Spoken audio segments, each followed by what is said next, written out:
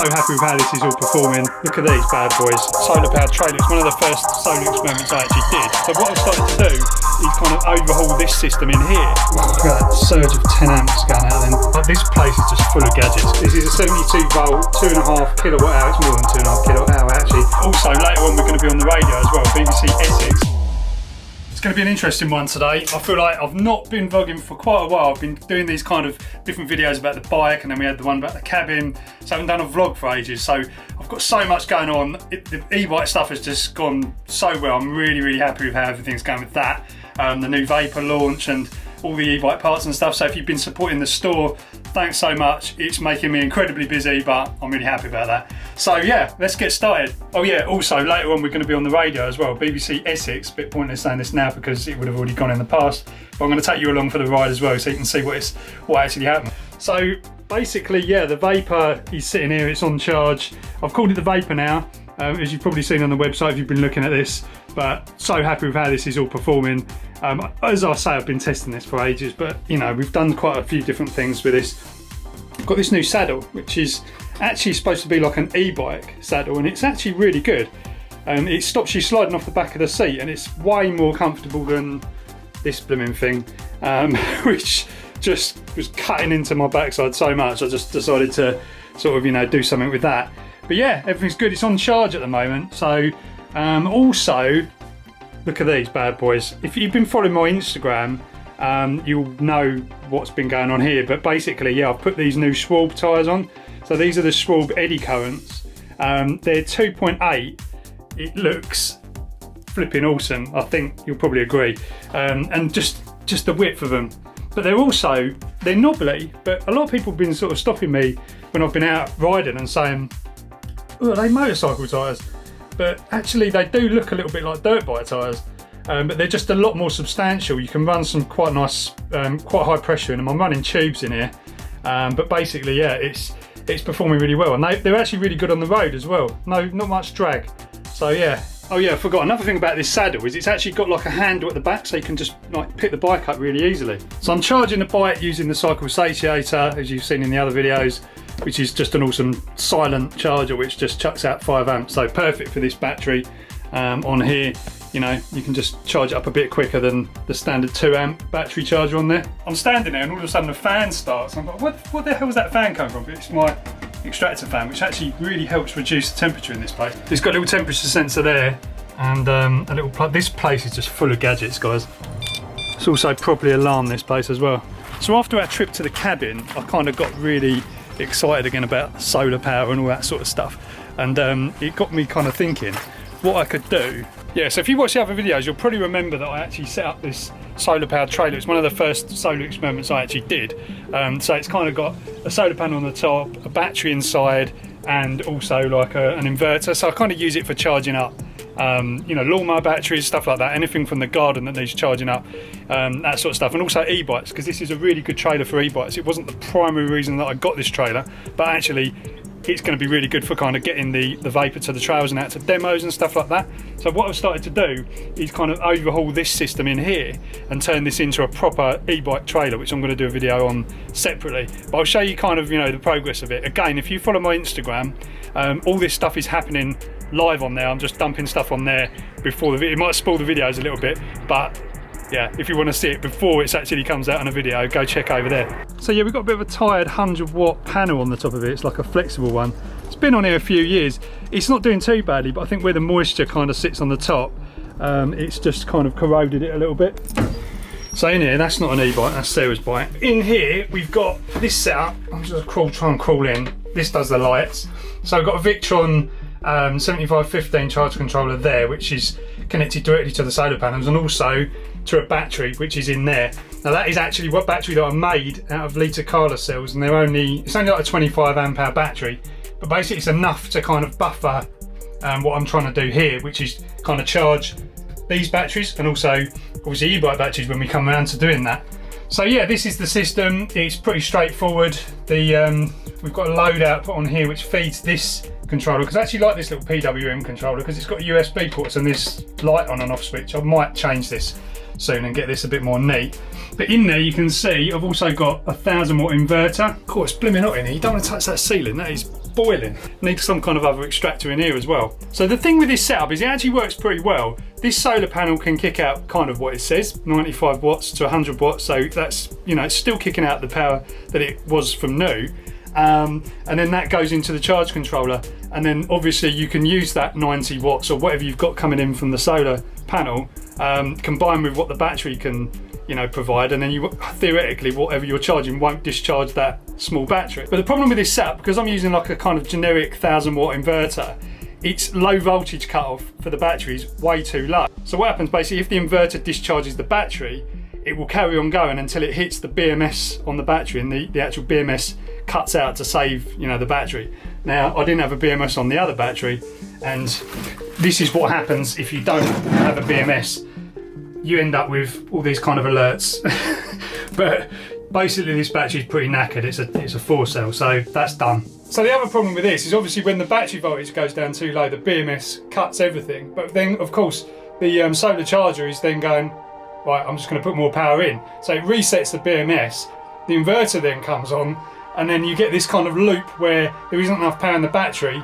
You know, it's too close to the threshold of the BMS, so the inverter goes beep and says it can't do anything. Then that cycle just goes round and round in a circle, so you end up with this beeping noise all the time. It's probably no good for the rest of the electronics because it's trying to, you know, turn stuff on, and then it's just getting nowhere because it can't pull the current. So how you would solve this is to use an inverter that's actually intelligent, and it's got some settings where you can actually set recovery voltages. So, you know, if you set your, for a 4-cell battery, if you set your low voltage cutout to 12 volts, which is 36912, 3 volts a cell, then when it hits that 12 volts, it will cut. Then you can actually set a higher voltage like 14, so the battery gets a chance to actually recharge before the inverter will turn back on again. So if you do that, if you have an inverter that can do that, then you're home and dry. And that's why I use the VICTRON stuff. I'm not sponsored, I pay for all the stuff I get, but yeah, it'd be nice to be sponsored.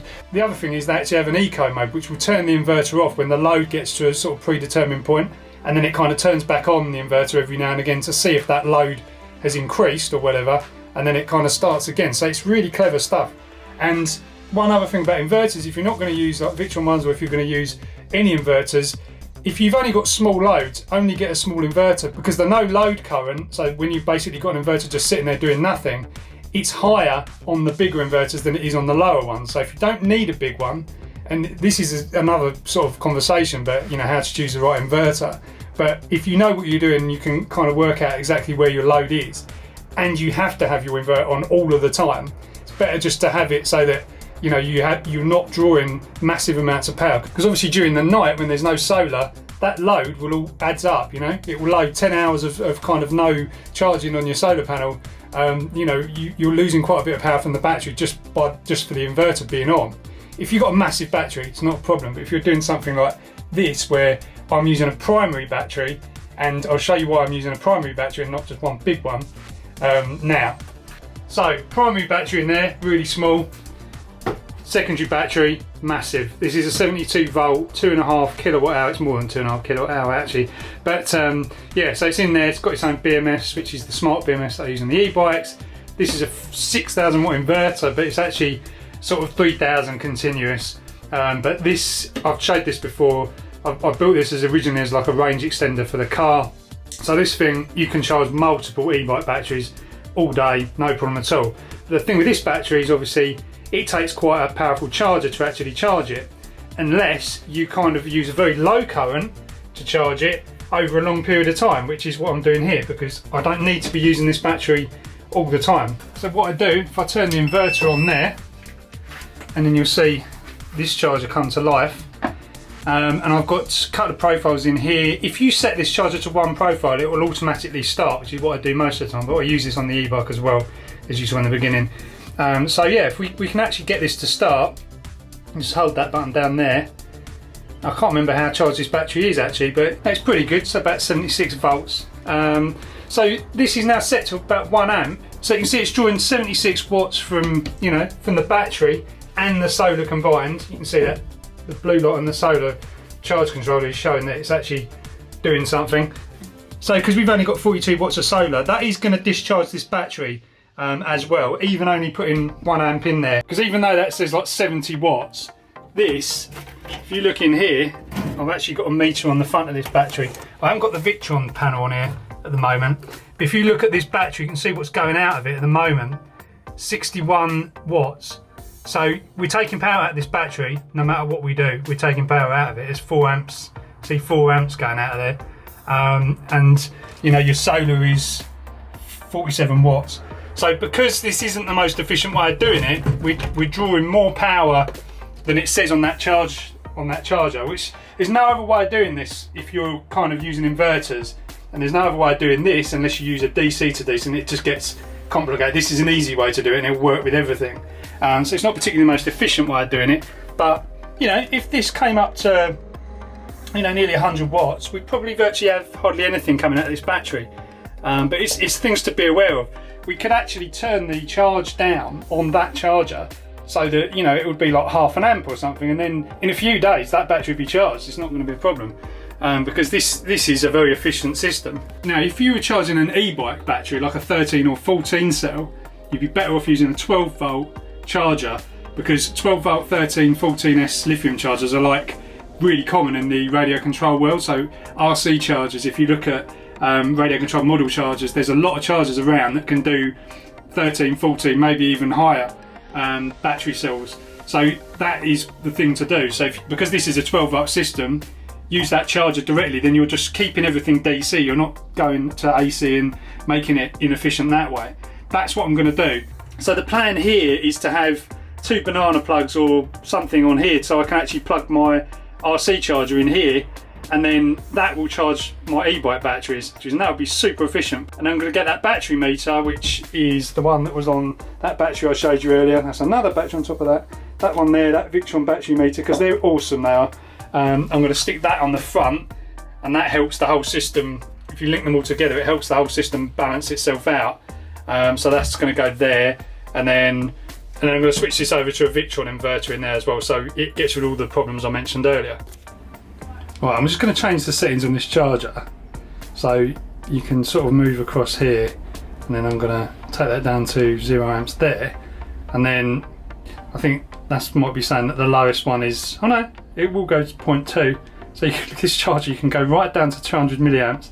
How cool is that? So I'm going to stick it on, let's say 400 milliamps, and then let's just go down out of that, and then you can save. This charger is awesome, guys. If you want a charger that can do pretty much anything you want, pretty much any battery, then this is the one. Right, so, and then we can hold that, and let's say connect battery again, because we took the battery charger off. So let's do that. That should chink to say it's charging, and then it's going in at half an amp. You can see now it's gone down to 8 watts. So that's going to do that for ages, and because the majority of the power is actually coming from the solar right now. So there you go. Weren't expecting that. It wasn't even windy earlier. There was meant to be an eclipse the other day, wasn't there? Did anyone get any good pictures of it? I was trying to get some clips of it, but I don't know whether they came out that well. Well, while I got this bike out, this is a trek bike that I did in an hour, the convert an e-bike in an hour. Go check that video out if you haven't seen it already. I've just been kind of redoing this, just kind of, you know, tweaking things on here, mainly just fine tuning it. I stuck a sort of more comfortable saddle on this as well, because I'm trying to get Sarah to sort of come out on the e-bikes. She's not really having any of it at the moment, but I'm working on her slowly. So what I've done is I've actually gone through the settings on here. I'm going to do another video about this. There's so much stuff happening. I've got about 10 videos that I really want to do, but I've kind of tweaked all the settings on this and made it like an absolute pussycat. Like, it's so nice on pedal assist now. With this display you can really change settings and get everything right. So I've got this completely dialed in now. It's not a hooligan machine by any stretch anymore. Like, it's just very, very subtle, gives you a nice pedal assist. You know, you don't really notice it's happening, very, very smooth. And I've redone the torque arm on there as well, made it a little bit neater. Yeah, I'm really happy with these KIRBEBIKE kits. It's just a brilliant way to just get an e-bike up and running. You know, if you just want a commuter or something like that, or something to just, you know, get you out and about on the e-bike side of things, then these kits are blooming awesome. I'm glad that quite a few of you have done the Trek build as well, because it's a great bike. That particular bike is a really cost-effective way of building an e-bike, and it's a great frame. So yeah, really good to see that. Have a little dog walk. Guys, check this motorhome out. Look how small that is. VICTRON Roma home. It'd be good to make electric though. It's going in the HGV section. So he's looking at up how much they are. £2 grand on eBay. There's one on there, 620 quid. Just a couple of services to get some lunch. And look at this, look, I would not be happy if I was this car. They've got a big truck full of gravel and they're just about to tip it in that bit down there. Whoa. Oh my god, how is that all not going into that car? Right, it's back from the dog walk now and getting lunch. Tried the Burger King new, I don't eat Burger King that much by the way, but their new halloumi burger. Not bad at all. Starting to see a lot more veggie options at these sort of like takeaway places, but it's annoying because I stopped kind of going to those places and now they've got veggie options, so I'm starting to go back. Right, let's see what's going on in here then. So this is still going. It's only putting 1 amp out, but I mean that's kind of what you'd expect, you know. It's just slowly trickling away. What I'm going to do now, because we've got a little while before we've got to go out for this radio thing, is I'm going to take apart this, not that, the thing underneath it. Right, so this is the thing, remember it? It's basically a battery that I built a long while ago, but it's just destroyed because one bank of cells I think has gone down too low, so I don't know, I've tried recovering it a couple of times, but it just never really holds its capacity. It's mainly because the BMS is only for charging. I kind of was discharging without a BMS, which, you know, it just proves that unless you're very careful, it will go wrong. Like it's no way around it, because if you've got something like an inverter that just carries on going until it hits its low voltage cutoff, which is too low for these cells, then you're just going to destroy it. So something to bear in mind. Anyway, what I want is this meter out of here, that shunt, and yeah, everything else can pretty much go in the bin. The BMS I could save. Right, I'm just going in, guys. I'm going in. Just get that cut. Okay, these are the bits I was interested in. So you've got the VICTRON meter there, battery meter. We've got the shunt for the battery meter. We've got like a connection block, which is going to be useful, like a terminal connection thing. And then this is like the way too long cable for the battery meter. So now I've got to stick this in that little box inside the trailer where it's like 400 degrees in there. Actually, I forgot this is a fuse. Don't really need that because I've got the breaker on the battery. Right, so all I need to do is this is the negative wire coming from the battery. So all I need to do is just basically stick a ring terminal, split that in half, put a ring terminal either side.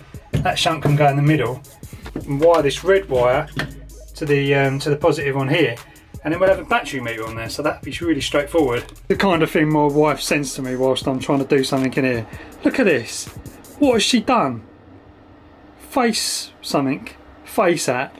She's made me look like I'm. That is scary. Actually, it isn't that wire. It's this one, because this one's the closest one to the battery, and I want to get the charge current measured as well as it's going in. So you need to, I've got to do it here. Right, I've got it all wired in. It's a bit of a mess. I'm going to sort all this out. But main thing is, if we connect up this, we should see a voltage on there. There you go. So that's basically that, and then it will show you. Why is there no current flowing? I've just forgotten. I need to turn the actual battery on. Right, okay. So 14.2 there. It shows you how different that is.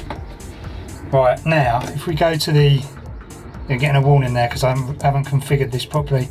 There you go. So we're getting a minus reading there, which I think is that would have been the lights. So when it comes up to 0, if we turn everything off, there you go. We've got 1 amp coming in, going up, stepping up.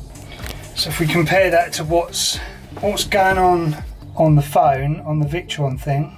Oh my God, she just sent me another one. That is terrible. So if we look at the VICTRON thing here, so showing 1.2 amps in, and then 1.2 there. So that's showing nicely across the two. Right, now mainly because I haven't got the right doing hole cutter size thing for cutting a hole in here, I'll just put it up here. I'm going to do something with this anyway, maybe put a piece of wood on the top of it and mount it onto that or something like that. But yeah, we'll work this out. I need to just reconfigure this as well because this meter is set up for the other battery and I need to just change that. So the way I'm going to do that is grab the Bluetooth dongle that plugs into this and then I can do that on the app. It's all very cool. Right, Victron Bluetooth dongle, VE direct plug on the back, and that just plugs into the bottom of there. There you go.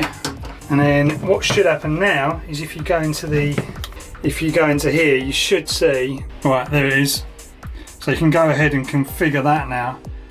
I'm just going to set this up. So if you go into battery capacity is no longer 35. That is 25. Make it a bit easier, 25. Charge voltage is going to be 15.6. Yeah, that is what I set it to because of this inverter can only handle up to about that. That's okay because that's set for lithium batteries. Charge efficiency is 99%, which is good for lithium. Current threshold, don't want to synchronize anything yet because we're not fully charged. So now relay, we're not using the relay. There is a midpoint voltage aux input, let's turn that off.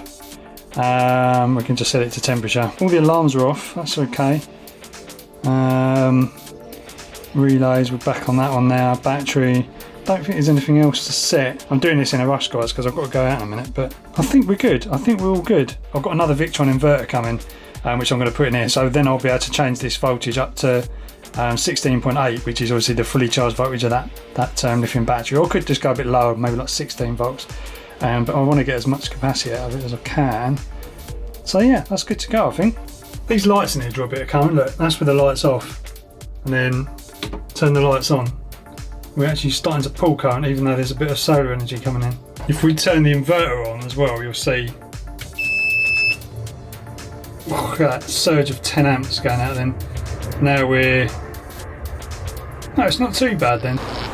Right, we got to the BBC. Ooh, you nervous? Looks like an old police station. What have we got ourselves into? Not that I really need it, but I got a coffee, so that kind of gets me going a bit of caffeine. But I don't need it because I don't shut up most of the time. This is whose show we're on, Jodie Halford. 8 minutes to go. Yeah. Got the camera, we've even got the camera. I was going to say, yeah. Temperatures down to 14. Yeah. For the second runway. And they bought a load of houses. So. It is a long way. Right, I should say goodbye really because I have yeah. Oh, it's recording. Yeah, okay. we just do a little clip. Yeah, we think it went well. I don't know. It's always first one. I have clammy hands, but I'm okay. Lovely to meet you. Thanks, Jodie. Safe journey home. Thank you. See you later. Right, guys, that's it. That's the end of this epic video. Sorry, I've just been waffling pretty much most of it, but hopefully you find some useful information in there and all of that side of things. Look what I've got here. I've got a new Victron inverter for the trailer, so that's going to be put in there, but not in this video. I'll show you what happens in the next one. Anyway, guys, I hope you enjoyed it. Don't forget to subscribe, like, do the usual stuff. Follow me on Instagram as well. Definitely follow me on Instagram, and I'll catch you in the next video.